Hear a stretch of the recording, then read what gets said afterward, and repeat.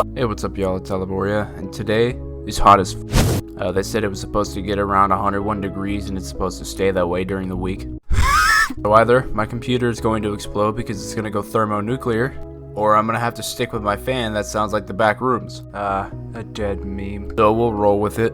Now, if you see my previous Doom videos, you would know that I dislike a demon in specific, and that's putting it very lightly. That one spider bastard with the f***ing turret on his head that can decide whether or not to come off even when you throw a hydrogen bomb at it. No. The one demon that makes me want to rip the largest organ off outside of my body, and no, I am not talking about my skin. Ladies and gentlemen, today I am talking about the Arachnotron. Now first, we're going to start off with a little bit of history. So the codex entries of the Arachnotron say that this demon was actually created by the remains of the spider mastermind after the Slayer defeated him back in Doom 2016. Body is very limited in its movement, but its brain function gives it a good match for the frame it currently uses for movement. USC is responsible for the creation of this motherfucking spawn of Satan that can move, and then one day the Arachnotrons thought to themselves, holy shit, we can move, and they overran the facility and killed everybody inside. But the administrative AI told the UIC to continue and secretly constructing them. Probably Samuel Hayden. Since you need Samuel Hayden to find the priest, I don't blame the Slayer for keeping him. But after I kill the priest, if I was the Slayer, I would have ripped him out of that light and tossed him out the chute.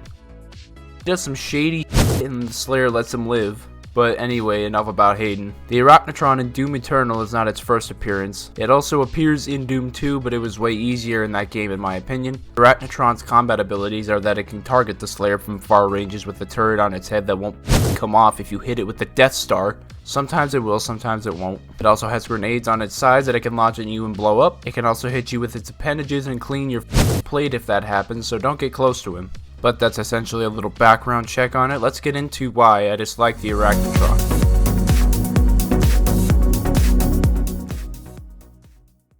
Well, I want to start off by saying that the Arachnotron is my least favorite of the demons because all the other demons I know and I am familiar with, and they have history like back in 2016. And the Arachnotron is just stupid. Reason 1.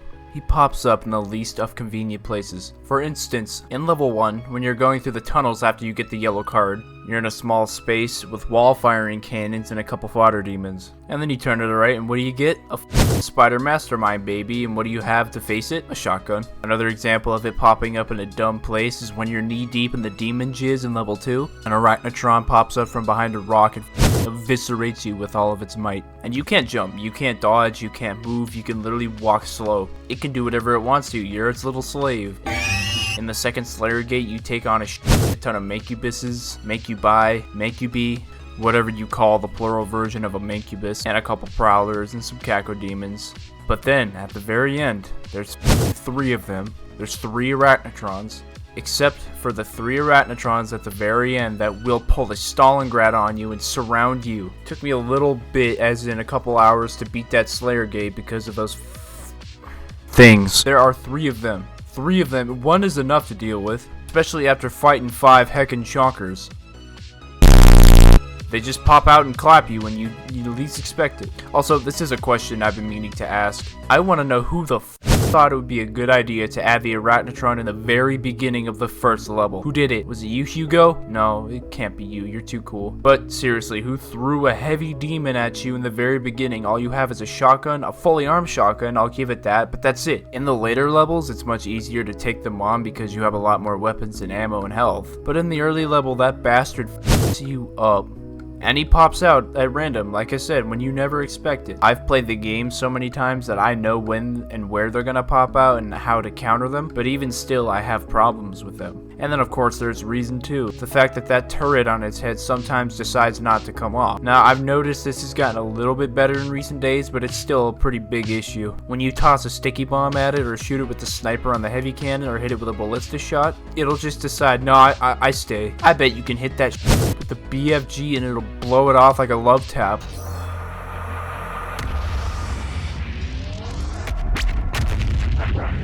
When you're playing on Ultra Nightmare where you only have 1 life and that's it, that can be life or death sometimes. If you miss a shot, it's gonna light you up with that turret, no problem, you're gonna go splat and you're dead. It's a little bit broken, you can say. Almost like a certain other weapon in TF2 that's also broken, but we'll get to that later. Reason 3, it's just a tough demon to fight.